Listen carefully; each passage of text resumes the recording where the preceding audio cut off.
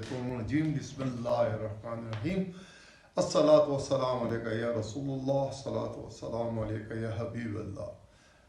नाज़रीन, मैं आज अपने जूनियर जो साथी हैं, वकील और जो दावा करने वाले हैं, जो अपना डिफेंस करने वाले हैं, यानी मुद्दई और मुद्दई अलैह, उनके बारे में अपने ख्यालात का इज़हार करूँगा ताकि उनको प्लीडिंग यानी दावा लिखना, दरख्वास्त लिखना, पेटिशन लिखने में मानत कैसे हासिल करने, क्या क्या चीज़ पेश नज़र रखनी चाहिए। मैं समझता हूँ कि वकील और मुद्दई या मुद्दई अलैह जो भी हो, उसको अपने केस का अच्छी तरह इल्म होना चाहिए। जब कोई वकील या मुद्दई अपना दावा लिखाने जाए या वकील लिखने चला जाए और उसको लिखना चाहे, तो उससे पहले वो कानून पढ़ ले, जिसमें अच्छी तरह अप टू डेट कर ले अपने आप को। जितनी सुप्रीम कोर्ट, हाई कोर्ट और दूसरी नज़ाइर जो हैं, प्रेसिडेंट जो हैं, जो जजमेंट्स हैं, जो कानून लिखा गया है, उसके बारे में मालूम हो। अब चाहिए तो ये कि आदमी दोनों जो भी जजमेंट्स हो, प्रो एंड कंट्रा, यानी अपने हक में भी और अपने खिलाफ भी, उनको भी पढ़े। अब नुक्ता टाइम चूंकि कम होता है, बहुत तेजी से बात करनी पड़ती है, तो मैं उसकी तरफ आ जाता हूँ डायरेक्टली कि दावा लिखते वक्त किन किन अमूर का ख्याल रखना चाहिए। दावा लिखते वक्त आपने जो कुछ भी हक़ाइक़ हैं, फैक्ट्स, उसको आपने देखना होगा कि वो सारे के सारे आ जाएं। कुछ चीज़ छुपाए नहीं, जो मटेरियल है, जो बुनियाद है। अगर आपका ये ख्याल होगा कि आप जाके एविडेंस में कुछ बात करेंगे और वो दावे में नहीं करते, यानी शहादत के मौके पर, तो कानून ये कहता है कि वो शहादत ही नहीं, जो कि आपकी प्लीडिंग यानी जो आप दावा या जवाब दावा या दरख्वास्त या जवाब दरख्वास्त जो भी हो, उसके मुखालिफत में दी हो या उसमें न दिया हो, और आपकी प्लीडिंग में ये चीज़ न हो और आप उसको उसमें शाहिद करते, यानी शहादत के मौके पर, तो कानून ये कहता है कि वो शहादत ही नहीं, जो कि आपकी प्लीडिंग यानी जो आप दावा या जवाब दावा या दरख्वास्त या जवाब दरख्वास्त जो भी हो, उसके मुखालिफत में दी हो या उसमें न दिया हो, और आपकी प्लीडिंग में ये चीज़ न हो और आप उसको उसमें शहादत में पहली बार ये उठाएं, तो वो काबिल कबूल नहीं होगी और वो शहादत ही नहीं समझी जाएगी। ठीक है, इस तरह आप अपने केस को खुद नुकसान पहुंचा देंगे। तो क्योंकि जिस तरह की आप बुनियादें रखेंगे, उसी तरह की इमारत खड़ी की जाएगी। ये नहीं है कि बुनियाद आप एक रखें और इमारत दूसरे नक्शे के तहत तैयार की जाएगी, ऐसा नहीं है। इसको डिपार्चर फ्रॉम प्लीडिंग भी कहते हैं, यानी अपनी जो आपके दावा या जवाब दावा है, उससे तजाविज करना, beyond the scope of the pleading, कोई शहादत नहीं है। एक चीज जो बड़ी आम तौर पर देखने में आई है कि वकला लिखना चाहते हैं या मुद्दई को अपना केस लिखना होता है, तो वो कैसे लिखे, मैं इंशाअल्लाह आपको ये जरूर बताऊंगा। किराएदार ई का कानून ले लें या फैमिली का लॉ ले लें। आपने अगर कानून किराएदारी के तहत कोई एविक्शन पिटीशन जमा करनी है, यानी किराएदार की बेदखली के लिए, तो आपको क्या क्या देखना चाहिए। तो अगर इलेक्शन पिटीशन के लिए आप उससे मुतल्लिका जो दफा सेक्शन 13 है अर्बन रेंट सेक्शन ऑर्डिनेंस का, वो पढ़ लें। उसमें क्या शराइत हैं, किस शराइत की बुनियाद पर ये बेदखली किराएदार की हो सकती है। इसी तरह जो दूसरे फैमिली केसेस हैं उसमें आप देखें, और हर एक केस में आपको सबसे पहले लिमिटेशन कानून मियाद बड़ा जरूरी होता है। जिससे कानून किराएदारी में आप अगर दावा करें रिकवरी या कोई भी, तो उसमें 3 साल से ज्यादा की रिकवरी नामुमकिन है, यह आपको पता होना चाहिए। और इसी तरह फैमिली लॉज में भी बड़े ज्यादा कॉम्प्लिकेशन देखने में आई हैं, और जिसकी वजह से बहुत अच्छे अच्छे केस हारे जाते हैं। उनमें से एक चीज जो बड़ी अहम है कि मसलन एक औरत अदालत में आती है कि मुझे इस बंदे ने, उसके खावन ने उसे तलाक दे दी हुई है, और जुबानी दी है, और फलानी सन में दी है, और तलाक सलासा दी है, या एक एक करके दी है, और वो 3 साल से ज्यादा का अरसा गुजर जाए, तो फिर वो तलाक जो दे चुके होते हैं उसकी रिकवरी, डावर की रिकवरी नहीं हो सकती। बात एक दावे में एक खातून ने लिखा, फर्ज करे 6-7 साल पहले का, कि उसने, उसके खावंद ने उसे 6-7 दफा डाइवोर्स दी। तो उस बात पे हमने अदालत में ये स्टांस उठाया कि इसका डावर का हक नहीं बनता, क्योंकि आर्टिकल 102 और 104 लिमिटेशन एक्ट कानून मियाद का पढ़ लें तो उसमें 3 साल का है। अगर डाइवोर्स हो गई है तब भी 3 साल है। अगर डाइवोर्स नहीं हुई, खामन मर गया है, तो खामन के मरने के बाद भी अगर आपने रिकवर नहीं किया, पोजीशन में नहीं है, तो 3 साल है।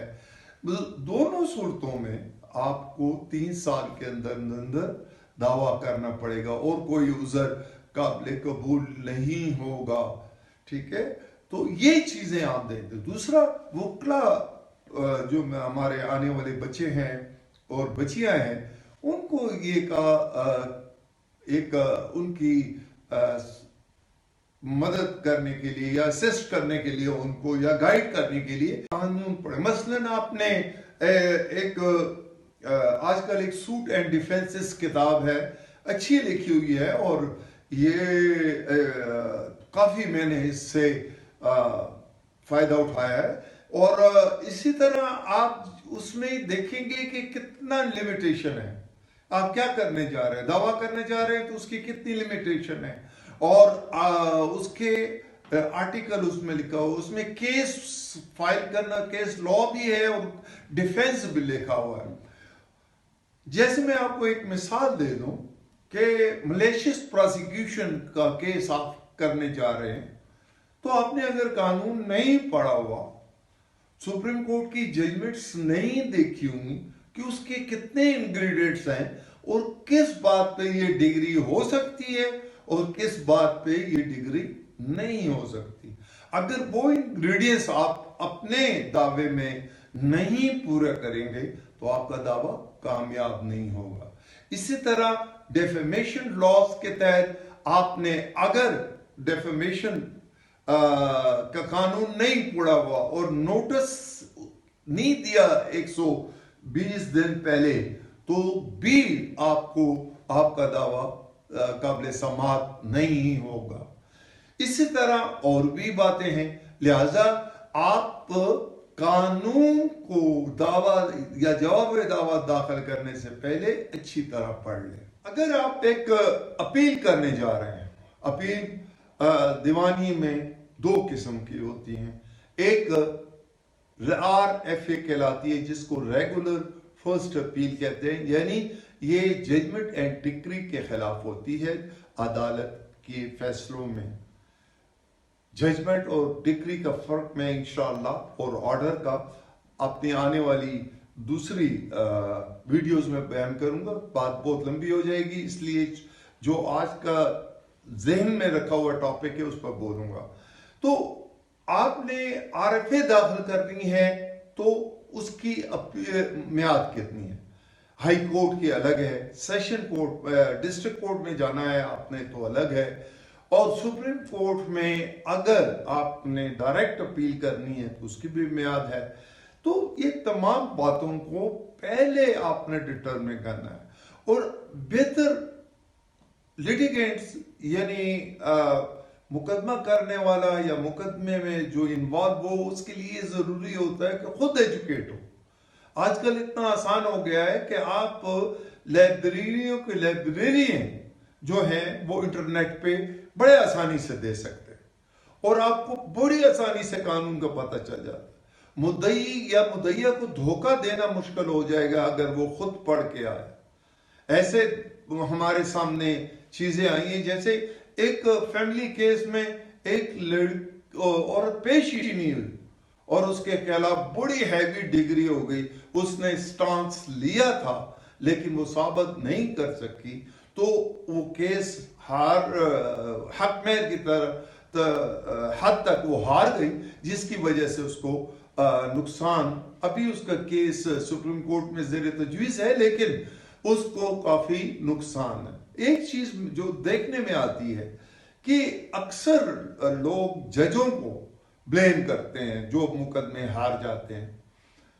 मैं ये तो नहीं कहूंगा कि सारे के सारे जज जो होते हैं वो इन्फ्लुएंस या बायस या प्रेजुडिस नहीं होते या इंटरेस्टेड नहीं होते, लेकिन अक्सरियत फैसले देखने में जो मेरे सामने आई है उसमें कोई ना कोई खामी केस में होती है जिसका जवाब उस फाइल में, रिकॉर्ड ऑफ द केस में नहीं होता। यानी जो शहादत पेश की जाती है वो उसका नहीं होता, जो फ्लॉ होते हैं उनको फिल नहीं किया गया होता, गैप्स को फिल नहीं किया होता, फिल नहीं किया जा सकता, तो लैकुना पूरे नहीं किए जाते, वो फिर केस हार जाते हैं। तो कहते हैं जी जज इसमें मिला होता। तो मैं जब भी ऐसे केस पढ़ता हूं तो मैं उससे कहता हूं कि इसका जवाब तुम मुझे अभी दे दो, तुम्हारी फाइल में तो नहीं है, जज ने जो लिखा है। तो तुम्हारी फाइल में ना होने की वजह से जज कैसे बाइस हो गया या उसने अप्रोच सुन ली, जब तुम्हारे नहीं। बास केसों में हमें समझ पड़ जाती है कि जज बाइस है। मैं इसकी मिसाल देता हूं कि एक फैमिली केस में मैं हाई कोर्ट में आर्गू कर रहा था, तो एक जज, फैमिली जज ने अपने केस में एक चीज लिखी कि जो खामन था, एक्स हस्बैंड, उसने अपनी बीवी के खिलाफ कैरेक्टर असैसिनेशन की थी।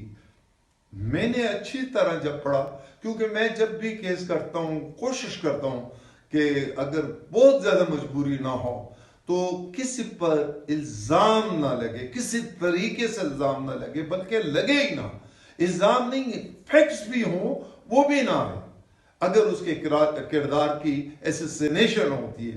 क्योंकि अगर हमारा मुद्दा है कि से जान छुड़ानी है या और कोई इस्लाम के तहत, कानून के तहत फायदा लेना है, तो वो बड़े सिंपल तरीके से हो जाता है। तो जब मैंने ये देखा तो मैंने जज साहब से कहा कि जी मैं मुखालिफ वकील से बड़े अदब से ये पूछना चाहूंगा कि मुझे ये पॉइंट आउट कर दे कि मेरे क्लाइंट यानी मेल ने, हस्बैंड ने कहां पे रिकॉर्ड के किस हिस्से में उसकी कैरेक्टर असैसिनेशन की। तो वो जब उन्होंने नहीं बता सका और अदालत में तस्लीम किया कि ऐसी चीज कोई नहीं है, तो मैंने ये प्रिज्यूम ही नहीं बल्कि यकीन के साथ कह सकता हूं कि उस जज को अप्रोच हुई थी कि उस लेडी बार बार कहती थी खुलेआम कि उसके खामन ने उसको पर इल्जामात लगाए हैं, और ये बात उसने जाके अगर वो जज को वन और द अदर, ये दिस इज अ प्रिजम्पशन, क्योंकि वो थी नहीं तो वो बात उसकी मुद्दइया की कैसे रिकॉर्ड पे जज के ज़हन में आ गई, रिकॉर्ड पे थी नहीं। तो कहने का मकसद है कि इल्जामात लगाने ही नहीं चाहिए, बड़े सीधे सीधे से, ये अल्लाह और रसूल का भी हुक्म है, कोई कैरेक्टर असैसिनेशन ना करे, जितने ऐसे तरीके से जान छुड़ाई जा सकती है, या अल्लाह और रसूल क्या हुक्म है उसी तरीके से आप अपना मफाद हासिल करें। अपने केस को अच्छी तरह देख लें और आपको बहुत ज़्यादा पढ़ना पड़ेगा। और आजकल जजमेंट्स पहले से आपकी नज़र में होनी चाहिए, क्योंकि केस वकील अगर तैयार करता है तो वो 2 स्टेजेस पर खामखा तैयार करेगा। एक, जब वो दाखिल कर रहा हो दवा या जवाब दावा लेकर आओ। एक दूसरा कि अगर वो जब बहस करने जाएगा तो खामखा उसको तैयार करना पड़ेगा। ये प्रोफेशनल ऑनेस्टी है कि आपको अपने प्रोफेशन के साथ सिंसियर होना पड़ेगा। और अगर आप कामयाबी चाहते हैं अल्लाह और रसूल की मदद से, तो खामखा प्रोफेशनल ऑनेस्ट भी हों, प्रोफेशनली डेडिकेटेड भी हों, प्रोफेशनली आप सिंसियर हों अपने क्लाइंट के हक में। ये जो कहा जाता है कि जी ये वकील जो है अपने क्लाइंट के साथ पे बहुत लड़ता है, हर केस को उसने जाती बनाया होता है, मुझे इस बात की समझ कभी भी नहीं आ सकी कि वकील जाती केस कैसे बनाता है। वो तो होता ही उसका जाती केस है जब वो केस ले लेता है, एक्सेप्ट करता है ब्रीफ। तो जब ब्रीफ एक्सेप्ट कर लेता है तो फिर वो एक दफा लेने के बाद तो ये नहीं देखेगा कि उसको फीस कितनी दी गई, ये देखना चाहिए कि ईमानदारी से काम कैसे जीता जा सकता है, केस कैसे जीता जा सकता है और कामयाबी कैसे हासिल की जाती है। ये नहीं कि जी इस बंदे ने मेरे साथ थोड़ी फीस की, क्यों इसके लिए लंबा चौड़ा लिखूं या ये करूं या इतनी रातें में बैठ के पढ़ूं या मैं इतनी तैयारी करूं। नहीं, आपको प्रोफेशनल ऑनेस्ट होना पड़ेगा अगर आप कामयाबी चाहते हैं। डिसऑनेस्टी छुपी नहीं रहती, कहीं ना कहीं जाहिर हो जाती है। मेरे पास एक केस आया तो मैं कह नहीं सकता था, लेकिन पता लगता था कि इसमें कोई हैंकी पैंकी जो मेरे पास क्लाइंट आया है उनकी जानिब से हुई है। तो मैं चुप रहा, फिर आखिरकार मुझे उन्होंने आके बता दिया कि इनमें फलां फलां लोगों ने ये किरदार अदा किया है जिसकी वजह से वो केस हारे। तो डिसऑनेस्टी नहीं छुपती। अगर कोई वकील, खुदा न करे अल्लाह न करे, बड़े ईमानदार, बड़े अच्छे, नेक और कॉम्पिटेंट हमारे लॉयर्स हैं, बड़े अच्छे लोग हैं, लेकिन अगर कोई ऐसी हरकत कर भी देता है तो वो अपना एतमाद खो देता है, वो लोगों पर ट्रस्ट छोड़ देता है। ये जो बड़े बड़े बाज वकील सुनने में आता है कि फलां ने इतनी फीस ले ली, इतनी ज्यादा ले ली, क्यों ली? कि माशाल्लाह माशाल्लाह वो कॉम्पिटेंट है, वो मेहनत करते हैं, वो ऑनेस्ट होते हैं, वो अपने केस को अच्छी जान मार के तैयार करते हैं। ये नहीं है कि आप आयाशियां भी करें, आप बेकार में रहे और केस जीत जाएं, ये मुमकिन नहीं है। ये दौर इलेक्ट्रॉनिक मीडिया का दौर है, ये सोशल मीडिया का दौर है, इसमें आपको मेहनत दिन रात करनी चाहिए होगा। और बच्चों को तरक्की के लिए आपने हक हलाल का रिज़्क खिलाना होगा, घर में बरकत के लिए हक हलाल लाएं ताकि आपको दुआएं भी मिलें। ये जरूरी नहीं है कि फीस ही के लिए आप केस लड़ें, आप दुआओं के लिए भी केस लड़ सकते हैं। जोलियां उठा उठा के, सर से चादरें उतार के बुजुर्ग औरतें दुआएं देती हैं अगर आप उनके सही मायने में दादरसी करें। और मैं लिटिगेंट्स को कहता हूं कि अपने केस के बारे में स्टडी करें और फिर मैदान में उतरें और देखें कि मेरा वकील क्या कर रहा है। उसने जो प्लीडिंग लिखी है, जो भी प्लीडिंग तैयार की है, वो पढ़ लें, उसमें पॉइंट आउट करें। मैं तो अपने क्लाइंट को साथ बिठा के उनको पढ़ाता भी हूं, उनको जो नहीं पढ़ सकते उनको सुना देता हूं कि ये लिखा है, ताकि वो किसी भी मरले पे ये ना कह सकेंगे जी मुझे तो नहीं पता मेरे वकील ने क्या लिखा। दस्तखत लेने से पहले उसे समझा देते हैं, जब उसे पूछा जाता है तो वो कहेगा, और कहना चाहिए कि उसको पता है कि इस दावे में, इस रिवीजन में, इस अपील में क्या लिखा हुआ।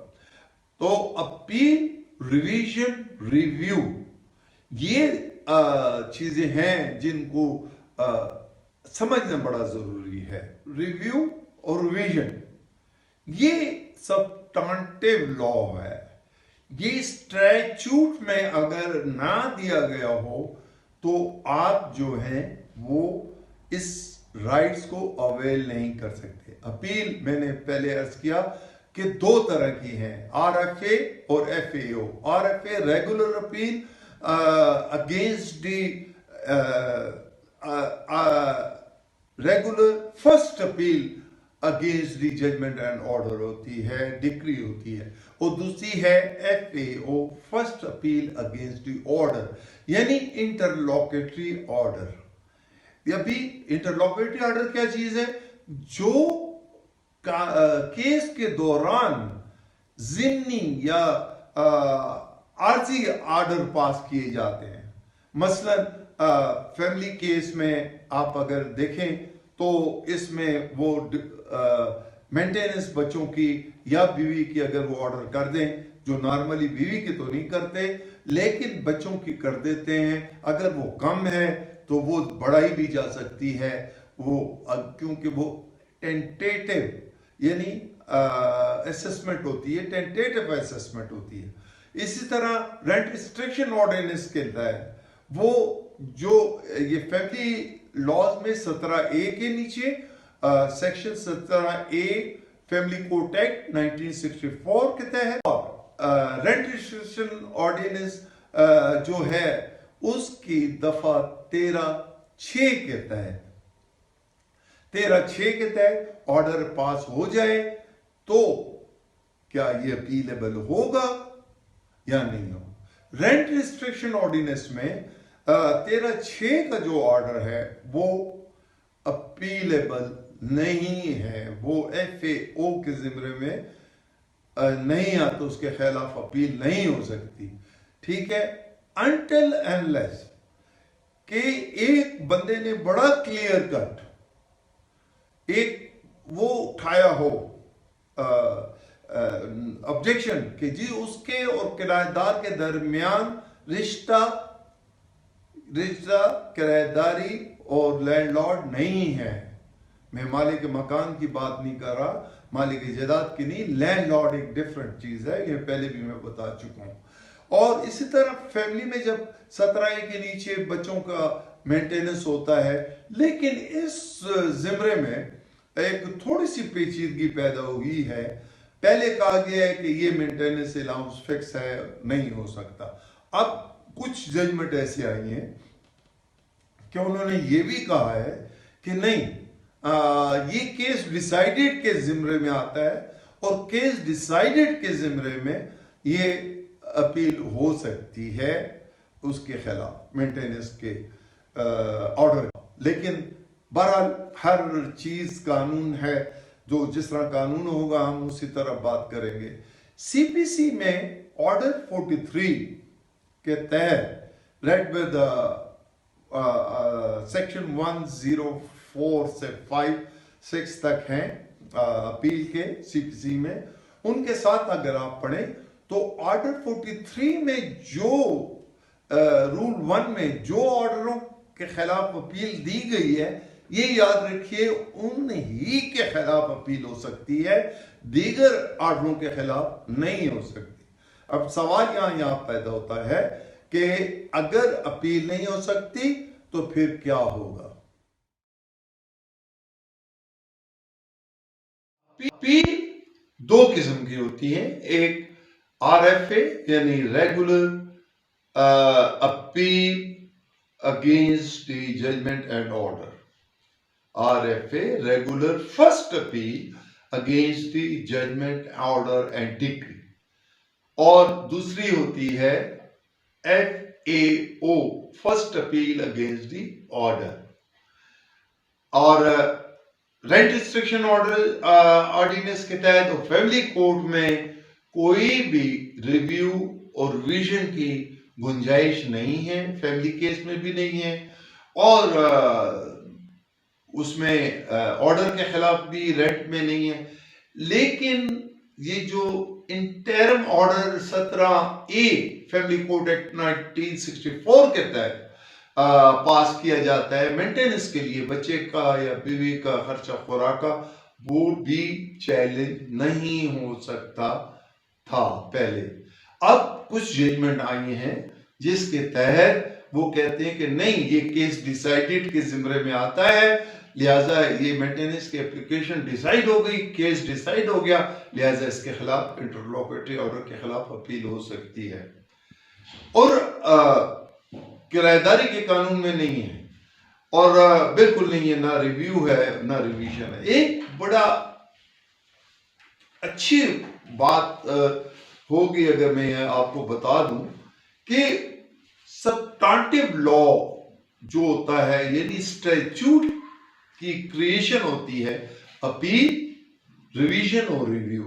अगर जिस लॉ में अपील और रिवीजन या रिव्यू की प्रोविजन नहीं है, स्पेसिफिकली बार हो या ना हो, जैसे फैमिली कोर्ट में है बार है लेकिन इसमें नहीं है, किराएदारी में नहीं है लेकिन नहीं हो सकती, उसका वजह यह है कि इन्होंने समरी रखा हुआ है कि भाई ठीक है, आप ये अगर आपको प्रॉब्लम है तो ये आप along with the main judgment and decree भी आप ये आरएफए के सूरत में भी चैलेंज कर सकते हैं। और आप अगर उसमें पहले इंटरलॉकुटरी ऑर्डर के खिलाफ अपील में नहीं गए तो फिर आरएफए में दोनों चीजें चैलेंज की जा सकती। आपको ये बताता चलूं कि ये सब्सटेंटिव लॉ जो है इसमें प्रोवाइड होती है और रिव्यू रिवीजन की प्रोविजन अगर आप को लॉ में ना मिले, उस स्टैट्यूट में, फैमिली कोर्ट एक्ट में ना मिले तो फैमिली में नहीं होगी, और चाहे स्पेसिफिक बार हो के ना हो। हालांकि फैमिली लॉज में है लेकिन रेंट रिस्ट्रिक्शन ऑर्डिनेंस में नहीं है। तो आप काइंडली ये दिमाग में रखें, मैं वकील जो बच्चे हमारे आ रहे हैं उनके लिए खासकर उनको बहुत ज्यादा प्रॉब्लम होती है। जैसे मुझे एक वकील ने सवाल किया कि जी मैं इसमें रेंट रिस्ट्रिक्शन ऑर्डिनेंस के नीचे किराया जमा कराने की दरख्वास्त भेजता हूं, तो मैंने पूछा किस कानून के तहत, दफा कौन सा है, तो उसने मुझे जो दफे बताए वो सेटिस्फैक्ट्री जवाब नहीं था।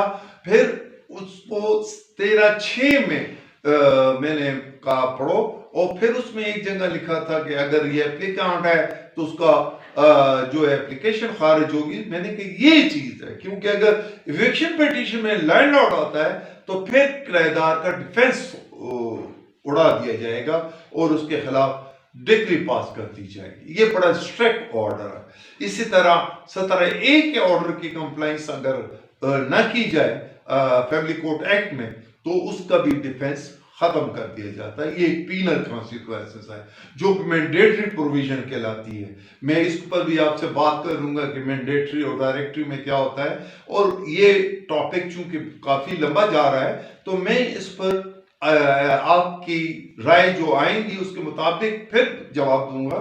लेकिन ये कहता चलूं कि आप अपने केस को खुद तैयार करें। अगर नहीं कर सकते, इतनी आपकी नॉलेज नहीं है, तो पढ़ें लाइब्रेरी में, लॉ साइट में। आप लॉ साइट में एक प्रोपोजिशन दे दें, ठीक है, आपके सामने सारा लॉ आ जाएगा। ठीक है, लिमिटेशन आपको नहीं मिल रही, आप दे दें, आपके सामने सारी लिमिटेशंस आ जाएंगी। तो अभी इतना मुश्किल राय नहीं है, लेकिन आपको ज्यादा पढ़ना पड़ेगा और बड़ी आसानी से आगे आना होगा, और इंशाअल्लाह सारे आएंगे। और स्टूडेंट्स, खासकर जो लॉ के स्टूडेंट्स हैं, उनको अगर किसी चीज की भी पेचीदगी महसूस होती हो या कॉम्प्लिकेशंस या ट्रबल या प्रॉब्लमेटिक कोई सब्जेक्ट हो तो उसके बारे में भी आप बता सकते हैं, और मैं कोशिश करूंगा कि मैं इंशाअल्लाह आपके हर सवाल का जवाब दे सकूं। मैं तुलबा से खास कर कहता हूं कि जब भी पढ़ें बड़े लगन के साथ पढ़ें, और हर कानून मौजूद है, यानी आप जो दस्तावेज लिखने जा रहे हैं, इंटरप्रिटेशन ऑफ स्टैट्यूट भी है, इंटरप्रिटेशन ऑफ डॉक्यूमेंट्स भी है, ये लॉ है। How to read the statute and how to read and interpret the statute and document. You must have knowledge about the interpretation of the statute, of the document, of the evidence, whatsoever it is, आपको करना पड़ेगा। अगर आपने कामयाब वकील बनना है या अपना मुकदमा लिटिगेंट की हैसियत से जीतना है, तो आपको अपने वकील को बताना होगा कि मुझे ये देखें जी, इंसान है, वकील जो है वो भी इंसान होते हैं, उनसे कसदन और आमदन गलतियां नहीं करते, कोई अपने प्रोफेशन के साथ नहीं, लेकिन कोई मजबूरी के तहत गलती हो जाए तो उसको सुधारा जा सकता है। मैं इंशाअल्लाह आंदा ये जो वीडियो आएगी उसमें आपके सवालात जैसे अभी भी आए हैं कि जी कानून किराएदारी स्पेसिफिक रिलीफ एक्ट के तहत, तो मैं वो सारा बताऊंगा। आप काइंडली मुझे बताइए ताकि मैं जो बात करूं आपको फायदा हो सके और हो इंशाअल्लाह। अपना ख्याल रखिएगा। अल्लाह हाफिज। अल्लाह ने